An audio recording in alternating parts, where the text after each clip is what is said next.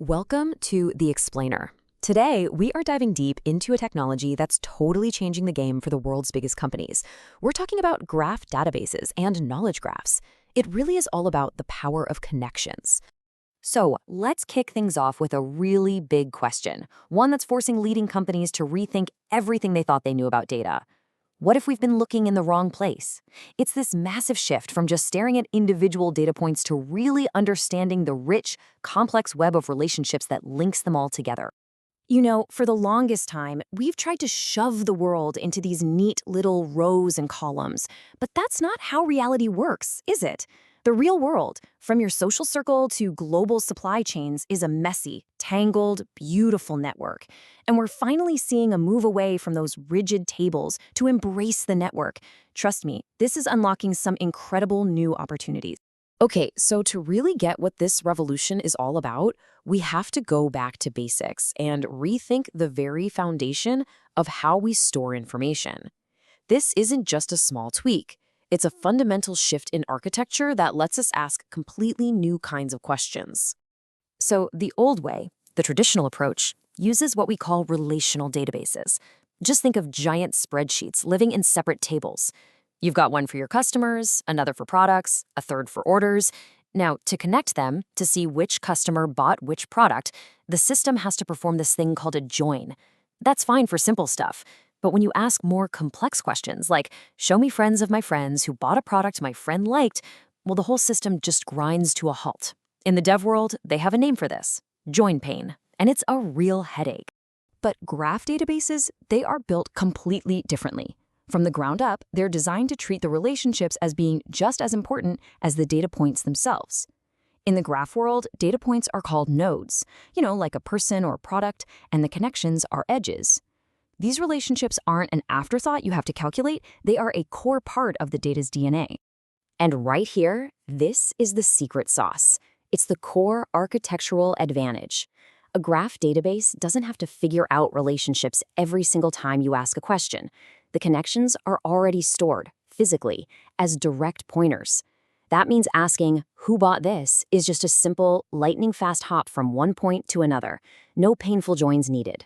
So let's put them side by side and break this down. On the left, you've got graph databases. Their structure is super flexible, and they absolutely shine when it comes to querying complex relationships. And get this, their speed pretty much stays constant no matter how deep you go. On the right, you have relational databases. They're still fantastic for highly structured data, but they slow down big time as you add more and more connections. Now, it's not about one being better than the other. It's about using the right tool for the right job. All right, so that's the theory. But how does this stuff actually play out in the real world? Well, let's look at some examples you probably interact with every single day. Just think about the enormous challenge of financial fraud.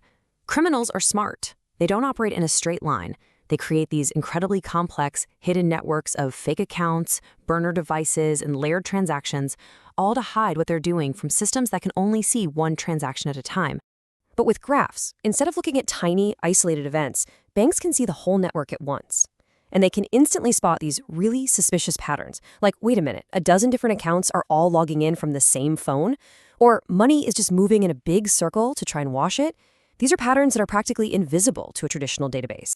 And the impact? The results are just dramatic. By focusing on these relationships, one bank was able to literally double its fraud detection accuracy. And this is the crucial part. They did it without flagging more legit transactions by mistake. That is a massive, massive win. Okay, let's switch gears to a problem we all know. It's called the cold start problem. How in the world does your streaming service recommend a brand new movie that has zero viewing history? Or how does it figure out what you might like when you're a brand new user? The secret weapon here is something called a knowledge graph. You can think of it like an intelligent brain that sits on top of the graph database, adding meaning and context to everything. So the system doesn't just see a new movie. It sees a movie that's connected to a director you love, actors from other movies you've watched, and a genre you binge all the time. The recommendation isn't random. It's based on the rich context of those connections. And this also allows for something that is becoming absolutely critical, explainable AI. The system can actually tell you why it made a recommendation. It can trace the path through that knowledge graph. That kind of transparency is huge for building user trust, and it just makes the whole experience feel smarter and way more helpful. Which brings us to the future, because this tech is quickly moving from being a cool niche solution to being a fundamental building block of the entire modern AI stack.